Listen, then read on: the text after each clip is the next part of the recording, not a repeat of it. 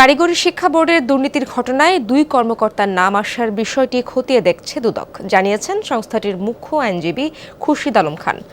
সকালে হাইকোর্ট প্রাঙ্গণে সাংবাদিকদের প্রশ্নের জবাবে তিনি জানান, দোষী ব্যক্তি যে প্রতিষ্ঠানেরই হোক না কেন এক বিন্দু ছাড় দেবে না দুদক। সম্প্রতি সনদ বাণিজ্যে দুই কর্মকর্তা জড়িত এই মর্মে প্রকাশিত যমুনা নিউজের অনুসন্ধানী প্রতিবেদন দৃষ্টিগোচর হয় দুদকের।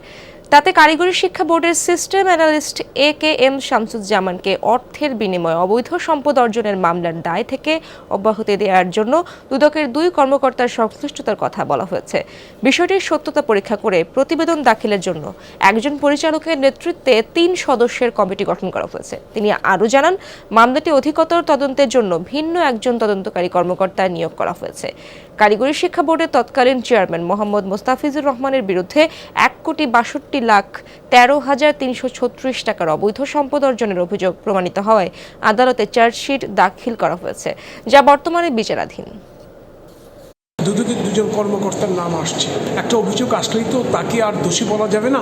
অভিযোগটির ভিত্তি কি, অভিযোগের যিনি যাকে অভিযুক্ত করছে তার বক্তব্য কি, প্রত্যেকটা জিনিস তো খতিয়ে দেখতে হবে। আমি যতদূর জানি কমিশন এটা অত্যন্ত গভীরভাবে অত্যন্ত গুরুত্ব দিয়ে বিষয়টি খতিয়ে দেখছে।